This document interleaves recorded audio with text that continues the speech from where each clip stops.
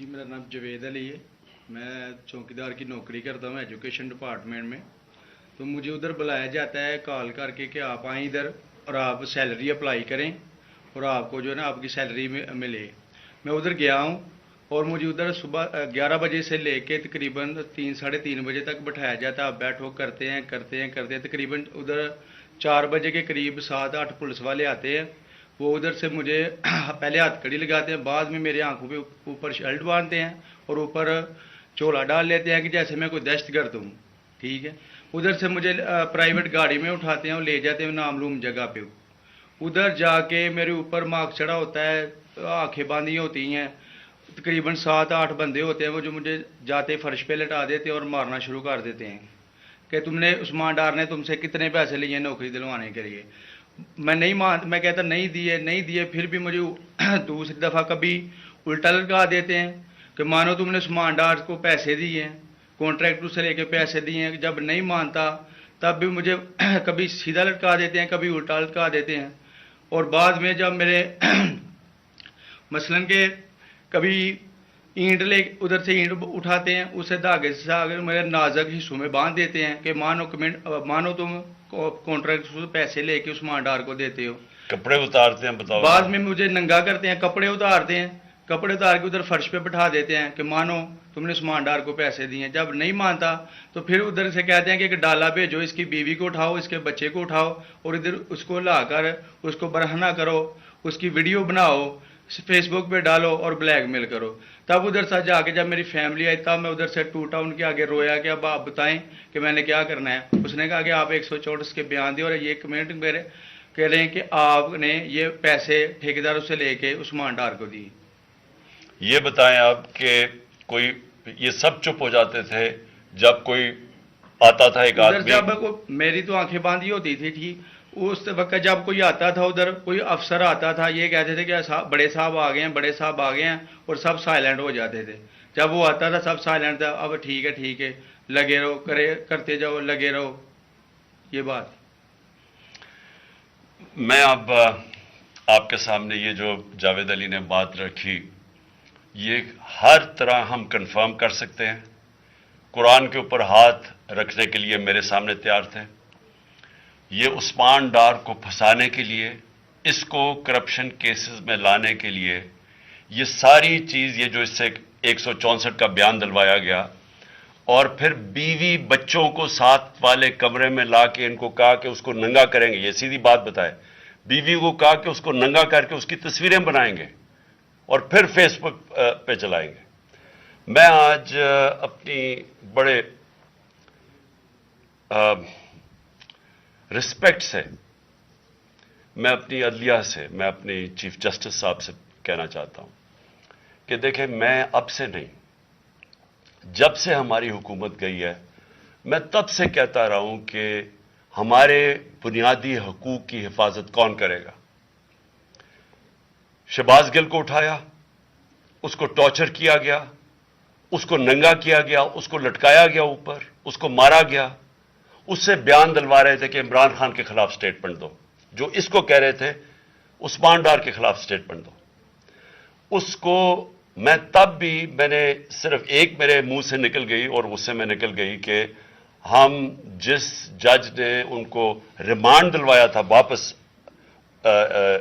शहबाज गिल को वापस जेल में, जब वो टॉर्चर हुआ था, तो मैंने कहा कानूनी कार्रवाई करेंगे। मेरे ऊपर कंटेम्प्ट नोटिस किया गया, लेकिन कोई किसी ने एक कस्टोडियल टॉर्चर सारी दुनिया के अंदर मना है, कस्टोडियल टॉर्चर के ऊपर कुछ नहीं हुआ।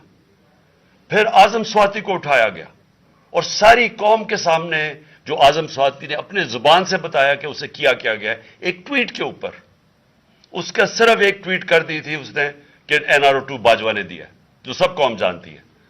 उसके ऊपर जो उससे किया गया, फिर वीडियो भेजी गई उसकी बीवी और उसकी बेटी को। ऐसी चीजें इस मुल्क की तारीख में कभी नहीं हुई, या मैं तो नहीं कभी सुनी थी ऐसी चीजें। शायद दहशतगर्दों से होती हो, शायद कोई बाहर के जासूसों से होती हो, गद्दारों से, लेकिन अपने शहरियों को इस तरह करना इस मुल्क की तारीख में कभी नहीं हुआ।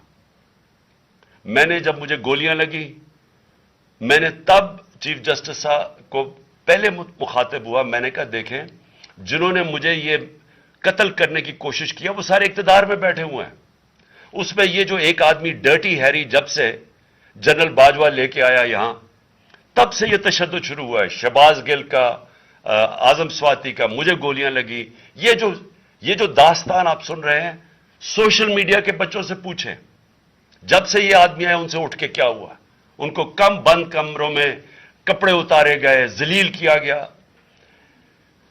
ایک ماں باپ نے مجھے کال کی، انہوں نے کہا ابھی تک ان کا بیٹا نارمل نہیں ہوا، اس سے اوپر اتنا تشدد کیا کہ وہ ابھی تک نارمل نہیں ہوا۔ اور میں ان کو کہا جس طرح اس کو جاوید کو کہا میں نے سامنے آؤ، سب ڈرتے ہیں، نامعلوم افراد سے سب ڈرتے ہیں، اور کوئی کسی قسم کی پروٹیکشن کسی کو نہیں ہے، کیونکہ یہ قانون کے اوپر ہے، یہ جو مرضی کر لیں، کوئی ان کو بچانے والا نہیں ہے۔ کوئی جاوید جیسے انسانوں کو جب یہ کرتے ہیں، اس کو پھر دھمکیاں دی گئی کہ تم نے یہ بتانا کسی کو نہیں ہے، تو ہم یہ کر دیں گے، ہم تمہیں یہ مروا دیں گے۔ تو یہ اس ملک کی ہمارے پاس تو ایک ہی راستہ ہے، اور مجھے پتا ہے کہ عدلیہ کے اوپر پورا اٹیک ہے، یہ مافیا کا، یہ پولیٹیشین نہیں ہے، یہ مافیا ہے جو ٹیپیں بناتا ہے ججز کی، جو ہر قسم کی بلیک میل کرتا ہے۔ انٹیریئر منسٹر ٹیپ چلا رہا ہے کسی کی، یہ بالکل غیر قانونی چیز ہے، وہ جج کی ٹیپ چلا رہا ہے، وہ اس کی مریم وہ ٹیپ چلا رہی ہے کسی ارشد ملک جج کی، کبھی ثاقب نثار کی ٹیپ چل رہی ہے۔ یہ کسی مہذب معاشرے میں یہ چیزیں نہیں ہوتی، یہ کنٹرول کے لیے، عدلیہ کو کنٹرول کے لیے صرف یہ سارے حربے استعمال کیے جا رہے ہیں۔ میں آج اس پلیٹ فارم سے اپنے چیف جسٹس اور اپنی ہائر جوڈیشری کو امید تو صرف آپ سے رہ گئی ہے۔ اس وقت جو جس طرح کا ظلم کیا جا رہا ہے، یہ نامعلوم افراد جو کر رہے ہیں اس ملک کے ساتھ، اور خاص طور پہ جو ڈرٹی ہیری ہے، میری ساری انہوں نے، یہ کیسے ہو سکتا ہے کہ میری جو ساری جے آئی ٹی کی رپورٹ تھی، جو انہوں نے فورینسک ایویڈنس جمع کی ہوئی تھی، وہ ساری ختم کر دی ہے۔ ان 4 آفیسرز کو پھر اوپر بٹھا دیا ہے جن کے اوپر پروسیکیوٹر جنرل نے کہا تھا کہ انہوں نے میری جے آئی ٹی کی ایویڈنس سیبوٹاج کرنے کی کوشش کی، اس نے ٹیررزم کورٹ کو بتایا ہے، ان کو واپس لا کے اوپر بٹھا دیا ہے۔ یعنی اس سے انصاف ملے گا؟ ساری ایویڈنس ختم کر دی ہے، تو ہمیں کدھر جائیں گے ہم؟ میری ریکویسٹ ہے چیف جسٹس صاحب، یہ جاوید علی کی، اس کے اوپر سوٹ موٹو ایکشن لیں، پتہ چلائیں کہ یہ کون لوگ ہیں، اور اوپر سے اس نے نامعلوم افراد نے اس نے سنا کہتے ہوئے کہ پولیس کے اوپر سارا الزام لگانا، پولیس کو پنچنگ بیگ بنانا، اور کچھ نہ کہنا، نہیں تو ہم تمہیں یہ کر دیں گے، مار دیں گے۔ دیکھیں جی، وقت آ گیا ہے۔ میں اپنی جوڈیشری سے یہ کہنا چاہتا ہوں کہ یہ جو بھی آپ کا سب سے بڑی جوڈیشری کی سب سے بڑی ذمہ داری ہمارے بنیادی حقوق کی حفاظت کرنا ہے۔ یہاں جس طرح یہ رجیم چینج کے بعد جس طرح بنیادی حقوق ختم کیے گئے ہیں، لوگوں کو لاوارث چھوڑ دیا ہے، سمجھ نہیں ہے لوگ جائیں کدھر انصاف کے لیے۔ ہم نے ایک پرامن احتجاج جیل بھرو تحریک شروع کی، جو لوگوں کو اٹھا کے لے کے جا رہے ہیں، ان کو کپڑے نہیں دے رہے ہیں، ان کو دور دور لے گئے ہیں، کسی کو اٹک ڈرانے دھمکانے سے خوف پھیلا رہے ہیں۔ ایک طرف ایک پرامن احتجاج تاکہ ملک میں نقصان نہ پہنچے۔ اب ہماری قوم آگے مشکل میں ہے، مہنگائی میں ڈوب گئی۔ کبھی پاکستان کی تاریخ میں 41% مہنگائی انفلیشن نہیں ہوئی، چھوڑ کے گئے تھے 12% تھی، آج 41% ہے۔ ہم اس کے احتجاج کریں کہ چور اوپر بٹھا دیے، این آر او مل گیا ہے، پکڑ کے یہ حالات ہوتا ہے، سب کو ڈرانا دھمکانا، جرنلسٹ کو، صحافیوں کو، ٹی وی چینلز کو۔ تو میں صرف چیف جسٹس صاحب اور آپ اپنے سپریم کورٹ سے آج خاص درخواست کرتا ہوں کہ یہ جاوید علی کی کہانی سنیں، پوچھیں کون ذمہ دار ہے، کہیں تو لائن ڈرا کریں کہ اب ان کو خوف تو ہو کہ کوئی کھڑا ہے ان کے لیے، عوام کے لیے، عوام کے ساتھ کھڑا ہے، کوئی تو ایکشن لیں تاکہ عوام کو کوئی حوصلہ ہو کہ ہماری عدلیہ ہمیں بچائے گی۔ کون بچائے گا جاوید؟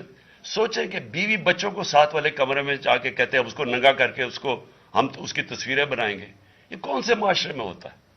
یہ کون؟ یہ کوئی غدار ہے؟ کوئی ایک چوکیدار کی کلاس 4 کی نوکری کر رہا ہے، اس سے اٹھا کے یہ کیا کہ جی اس کے خلاف ایویڈنس دے، کہ وہ دیکھیں جی کتنا آپ نے اس کے لیے کتنی پتہ نہیں کدھر سے اس نے کلاس 4 کے چوکیدار نے پتہ نہیں کیسے پیسے بنا کے دینے تھے اس کو، لیکن کوئی ایویڈنس مل جائے تاکہ کسی طرح تحریک انصاف کا جو سیالکوٹ کا ہمارا ڈسٹرکٹ کا پریزیڈنٹ ہے اس کو کسی طرح گندا کیا جائے اور اس کو کسی طرح نااہل کیا جائے، کسی طرح اینٹی کرپشن میں آ جائے۔